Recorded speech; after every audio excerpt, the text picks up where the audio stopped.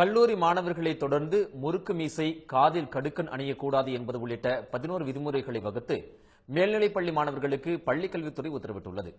இதுகுறித்து அனைத்து மாவட்ட முதன்மை கல்வி அலுவலகங்களுக்கும் சுற்றறிக்கை அனுப்பப்பட்டுள்ளது.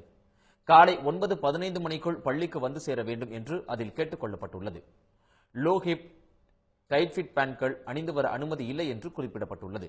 அரைக்கை சட்டை மட்டுமே அணிய வேண்டும் என்றும், சட்டையை இறுக்கமாக அணியக்கூடாது என்றும் அறிவுறுத்தப்பட்டுள்ளது. மாணவர்கள் அணியும் சட்டை டக்கின் செய்யும் போது வெளியில் வராத வகையில் இருக்க வேண்டும் என்றும் தெரிவிக்கப்பட்டுள்ளது. சீரற்ற முறையில் இன் பண்ணக்கூடாது என்றும், கருப்பு கலர் சிறிய பக்கிள் கொண்ட பெல்ட் மட்டுமே அணிய வேண்டும் என்றும் கேட்டுக் கொள்ளப்பட்டுள்ளது. கை கால்களில் நகங்களையும் தலைமுடி சரியான முறையிலும் வெட்டப்பட வேண்டும் என்றும் அறிவுறுத்தப்பட்டுள்ளது. மேல் உதட்டை தாண்டாதவாறு மீசை இருப்பது அவசியம்.